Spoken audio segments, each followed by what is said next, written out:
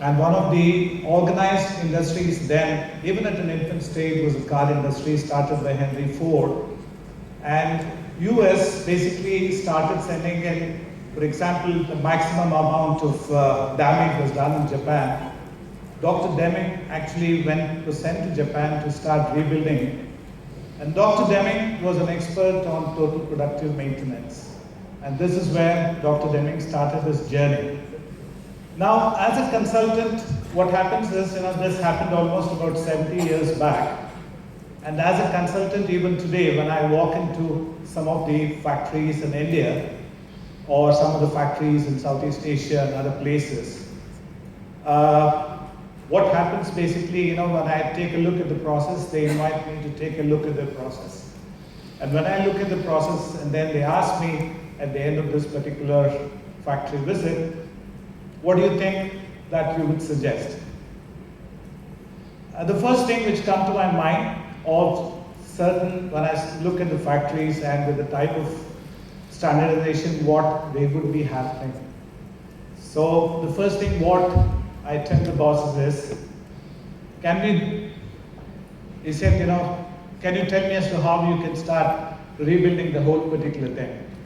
So what I tell them is, can we bomb the factory, bring it to ground zero, and then start rebuilding it again? So this is exactly because once you go through the processes what these people have, sometimes it is becoming difficult to make the small adjustments. Then I keep talking to them in terms of how they should be taking advantage of newer technologies.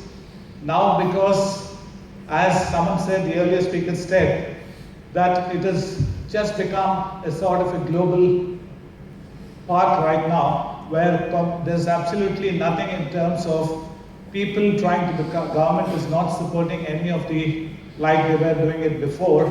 They opened up technologies, they opened up factories for every player to come in. So we need to be globally competent to make efficient manufacturing lines. And these sort of lines will definitely not work. Now, there are various hurdles when we keep talking to them. The first hurdle is, of course, the capital expenditure. Now, when the owner says, look, I have a factory, it's been running for the last 40 years, and then I think they're making enough amount of money. Now, why would you start trying to say that, spend some money and try to rebuild this particular factory, because I've got a set market. Now then I have to again come back and then tell them, look, this is something what you need to build, because if you don't do it now, then automatically after a few years, you're going to lose even the existing market. So then he is convinced about the return, about the capital expenditure. Then he questions me on the return of investment. Now, having passed that hurdle, now having got the budgets approved from the boss, now the next hurdle is the resistance to change from the old technology to the new technology. Now, this is basically coming in from the people who are running this particular operation. What they feel is, they are in a sort of a comfort zone. They don't want to move out. They keep telling, I said, these sort of new technologies will not work. What we're going to have is, the after-sales service. When you really get it into certain amount of automation and things like that, it's going to be very difficult. I don't think newer technologies will apply to India. Now, if you go back a little, in the 60s and 70s, this is exactly what happened when the Indian car manufacturers did not wake up. As youngsters, we were only exposed to two types of cars in India, which was the Ambassador, and another was the Fiat cars. Both these cars were something like a status symbol for all the people who actually own these particular vehicles. In fact, those days, it used to happen that the longer waiting period for getting a particular car is a sort of a prestige for the company who's selling these cars. Now, instead of trying to deliver the cars as soon as a person actually wants it, automatically, they start putting the delivery time so much that sometimes to wait for an Ambassador car, we used to wait for at least about 1 or 2 years. The same thing happened when it came into two-wheelers.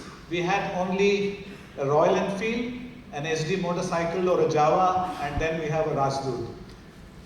Then early 80s, I think Japan was studying all the sort of shortcomings in the Indian market, and that is how the Japanese revolution set in. And all of us know what happened to the two cars which were the status symbols of India, and how the Japanese actually took over both the four-wheeler and the two-wheeler. So this was exactly what I was trying to explain then, is the governmental policies were also different. And of course, the promoters, they were trying to encourage the local manufacturers, and the local manufacturers never grew up to the stature of where their particular vehicles could be challenged by this one. And once the policies changed, and these two car companies went out of business. So this is what I'm talking about, is the resistance to change. Now, I'm an advocate of people dependency over process dependency. I'm an advocate of process dependency over people dependency.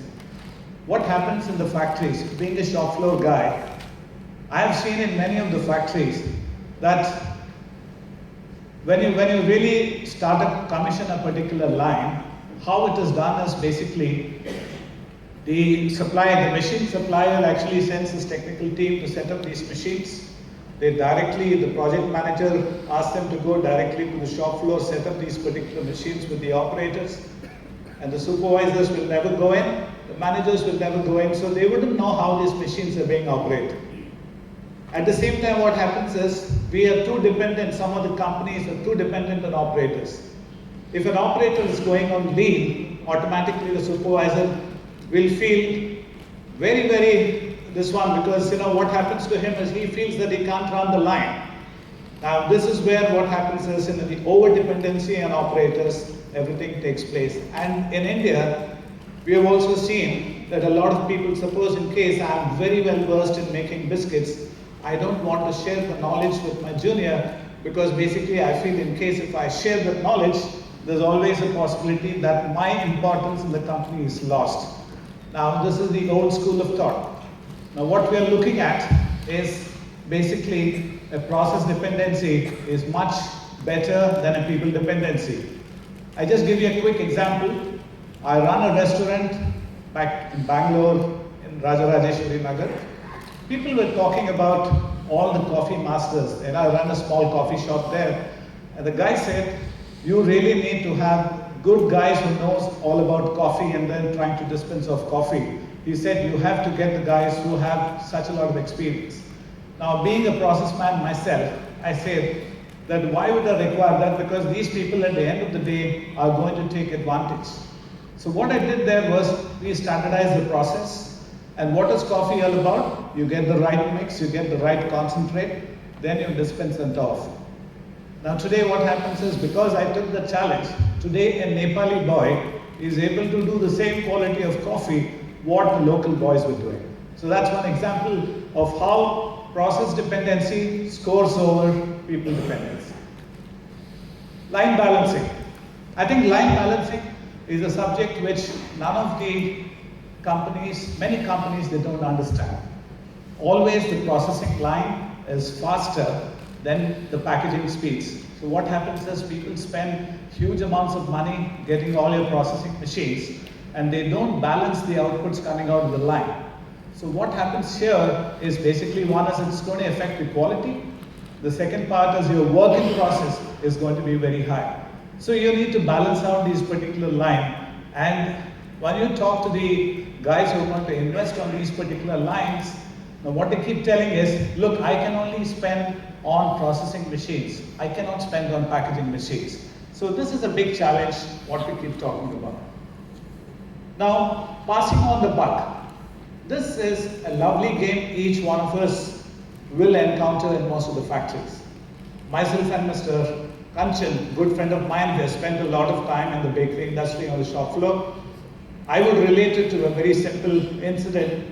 If I walk down my packaging machine area and I find that a lot of defectives are being produced at the packaging area, I question my operator. He said, "Kya hua?" He said, "Sir, mera to kuch problem nahi hai. The problem is coming in from oven se he is not sending me the good biscuits. The problem is not mine. The biscuits are wonderful, the biscuits are not good. You ask the oven man to give me a good biscuit, and then I think I can make a good product. So I walk down to the oven man. The oven man says, sir, you know me, I make the best setting. I've learned everything from you. But look, today the forming guy is not giving me a proper molded biscuit at all. So what happens then is the blame is again put back to the forming section guy. And the forming section guy, sir, what can I do, sir? Absolutely, subah se main to tang aa chuka hu. From the morning, I have not been able to get a good dough from the mixing section guy. The mixing guy, I don't know what he is doing. Yesterday the dough was good, today it's bad. So he is not holding up the baby. Now what happens is I go to the mixing section guy, and the mixing section guy says, sir, maine 1000 wala, I've told thousands of times to my purchase guy to get me this maida, this wheat flour, but the guy is not getting because he wants to cut costs, and he is giving me a very bad wheat flour, and this is what happens. So what happens is even the mixing guy is not holding up the problem, and I don't have time to go back to the miller and then find out why the hell can't you get a good mill flour for me to get a good biscuit. So what does it all mean? This is a blame game. When a blame game happens, any problem, what I advocate in most of my factory is, if a biscuit is not being sold by a marketing guy, it's very much my problem. And if I have a problem if we cannot make a particular product, it's a problem of the marketing also, because they have to say any problem should be discussed as our problem, and it's not your problem or my problem. Now, this is exactly the type of blame game. What happens? This is an actual shot of one of the factories where I went in. So you can see that is the shop floor where all the biscuits are being made. This is the packaging section, and this is how it looks. And you ask people, he says, why don't you have the lights, proper light and packaging and all that? Sir, isme to dikhta hai. So, that's, and people are getting adjusted to that sort of thing. So this is the initial type of thing what you get. And then when you pass through all these particular things, then I sit for a minute and then try to understand, how the hell do I convert this particular factory into a factory which can be very, very efficient? I know the tools. I'm trying to convince the people. It's not getting in there. Probably I need to convince them to try and see how it goes. During the presentation, also at the end of it, I'm going to show you certain case studies in the form of a video, how we were able to convert a factory which was like this to one of the best operations in India. So this is what we're going to show you. Then I thought the only yantra we are talking about is starting off with efficient manufacturing lines, is to adopt lean manufacturing principles. And I'm sure many people by this time would know what lean is. It's like Mr. Bean. So Mr. Bean is a very lean personality. If you go to our childhood, I think 30 years from now, I'm sure all of you will agree with me, when we were all kids, and then suddenly my mother takes a look and see, you've become so thin, you've become so thin. Thin means it's not healthy. That was the type of education what we had. Anyone who's chubby gets a feeling, my God, this boy looks very, very chubby and nice, very healthy. But the last few years, people have understood what a body mass index is. People have understood what is the thing of getting into gymming, trying to reduce all your excess fat on your particular thing. So automatically what happens is today people are so conscious that in the morning, I think Mr. Shiv was also telling people are skipping breakfast. Now that's a very bad thing to do if you're trying to slim on weights. But yes, lean principle is something exactly, get rid of all your particular fat in your operations. This is what it talks about. So this is, in short, this is lean manufacturing. Now, basically what are we looking at? We are looking at certain techniques where we can optimize a certain operation. We should be trying to say the customer is not going to pay you for your waste. And believe me, it's not just the waste what you're producing on the line. There are different qualities of waste which I'm going to explain it in a couple of slides. Waste, and the customer is not going to pay for it. So you have to have a particular process in terms of trying to reduce your waste, trying to see that you don't add on to whatever the product is, because there are two categories of things, good to have and must have. Must have is something that you have to build it into the product. Good to have can always come in, but the customer is not going to pay you for the good to have. He is going to pay you for the must haves. So this is exactly what we are trying to talk about. These are the principles of lean. You define a particular product or a value. You map the value stream. That is where the intellect will come in. I'm going to talk about intellect, how you do a value stream. You create a proper production flow to ensure that there's absolutely no crisscross, there's absolutely a structured particular flow which is happening. Now, we should understand between a pull strategy and a push strategy. I think earlier on, when we were talking about an ambassador car or a Fiat car, they were trying to give a junk of a product, and because we were not demanding consumers at all, absolutely. When we are not demanding consumers, we used to accept whatever is given to us. And there is no question of quality consciousness at the level of an ambassador or a Fiat. Even today we are proud, we say ambassador is the best car for our roads, but I don't agree, because when you scrutinize it very thoroughly, it is one of the most unsafe cars, what has happened.